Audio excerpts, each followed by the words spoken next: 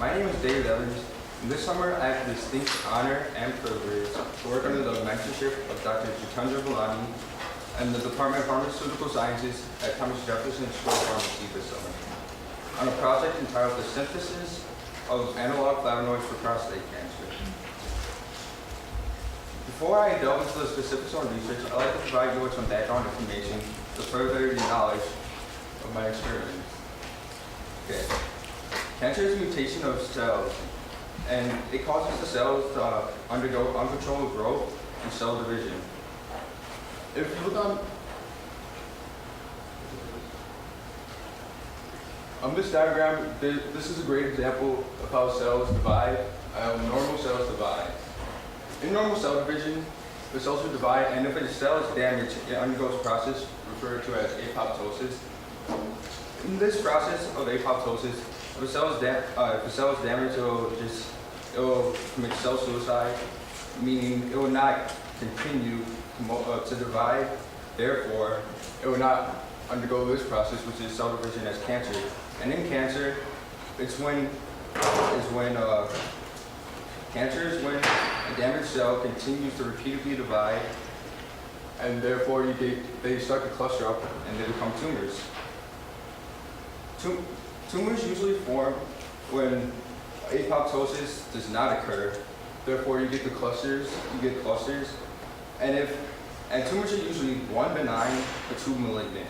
Benign meaning they are not lethal to the body or do not affect the prostate, or malignant meaning they are lethal to the body, and if they cluster and become big enough, they can be carried to other parts of your body, and then they could really cause problems at this point. Okay. This is a great example of a tumor. Okay, right here you have where your tumor starts, and then they start to divide and form what they cause a cluster, and there's a chance of the tumor being carried off to other parts of the body, as I mentioned before, by the circulatory or lymphatic system. The prostate gland is a small gland part of the male reproductive system. The prostate gland is referred to as an exocrine gland, meaning it secretes its product into ducts. The alkaline fluid that it secretes makes up 30% of semen, and its job is to nourish and protect sperm cells. This is an image of prostate itself, and right here is the gland.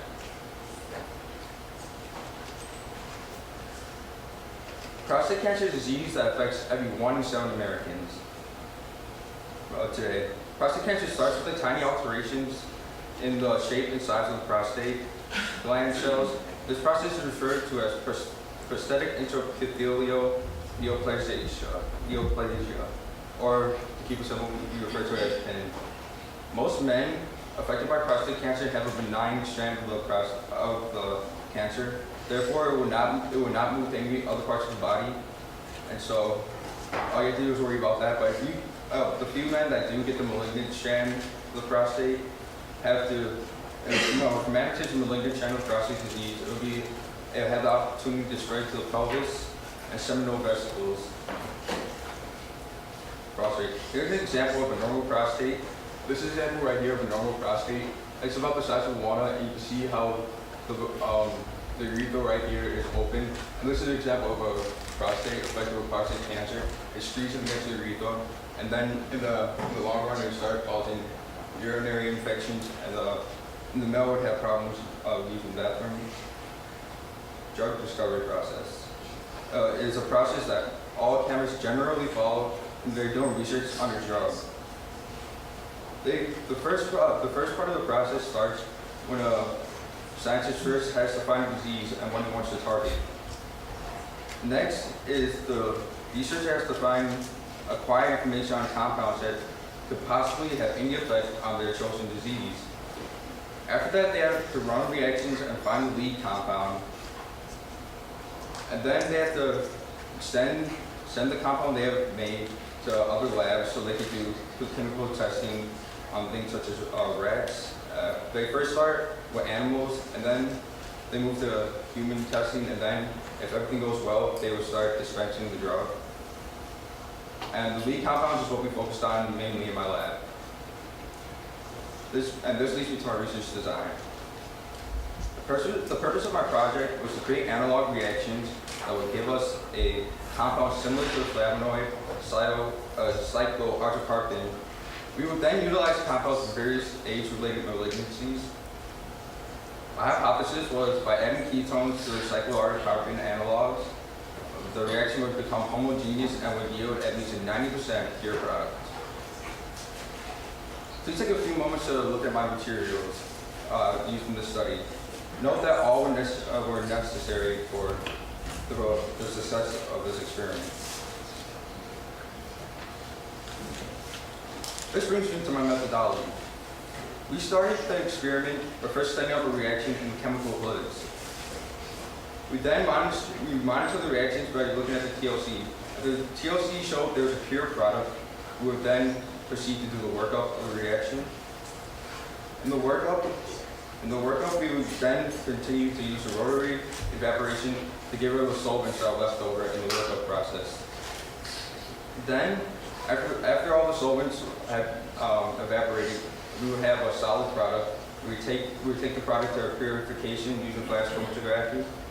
And then after that, we would then characterize the product using an NMR machine. Okay. We began finding synthesis for simple analogs of cyclohydrocarbon. We had to identify the design of the analog first, since cyclohydrocarbon is a complex analog. And the analog is when you find a compound that has a similar structure, but then you have to create one yourself that is similar, but you will not have all the same effects. Okay. First, we started with acetophenone 1, and then we acylated it using acidic chloride. After this process, we received O-acylated acetophenone 2. Then we added sodium hydride, and we received diketone 3. Then we added propyl bromide in the presence of potassium carbonate, and we received propyl diketone 4. And then we added catalytic sulfuric acid, propyl flavone 5. Then we received our target compound. Here's an example of how this is a reaction that we set up, and this is the air inlet and the nitrogen inlet we put in here. Therefore, to keep everything dry in here because of moisture, it will cause our reaction to be very reactive. And this is a magnetic stir right here, which spun in our reaction to this is what made the product homogeneous, meaning it was evenly spread out everywhere. And then this is just the flask. These are gyron-bound flask. And this is the motorized stir plate, which could also control the temperature of our reaction.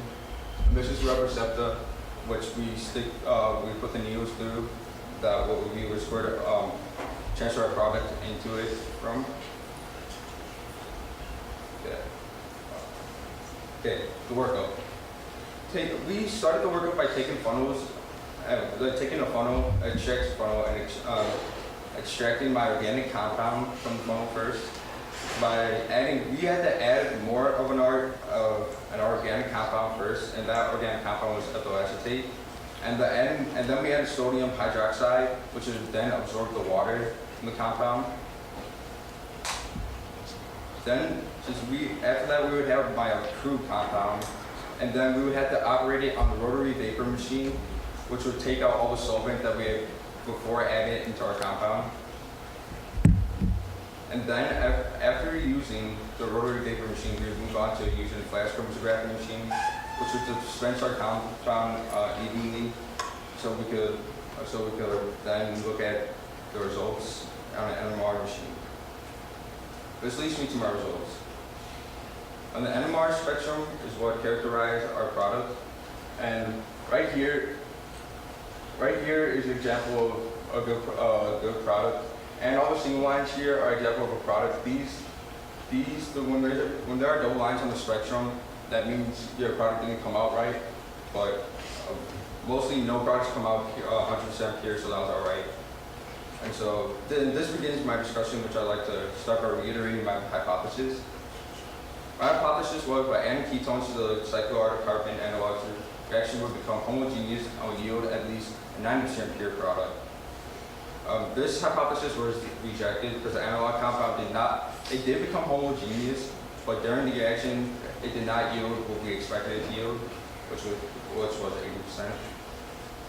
My conclusion, we completed the 4 steps of the sequence, and each product obtained was characterized by our NMR machine, which is a nuclear magnetic resonance machine. And the yield of the 4 steps were 74%, 60%, 70%, and 79%. Future research we wanted to look into is in later experiments, we hope to be able to create and synthesize a variety of different cyclooctane analogs to see if we have a better yield, therefore a more efficacious compound. And these are my acknowledgements to the following people who helped me in my PowerPoint. And then thank you all. Now open for any questions, comments, or constructive criticism.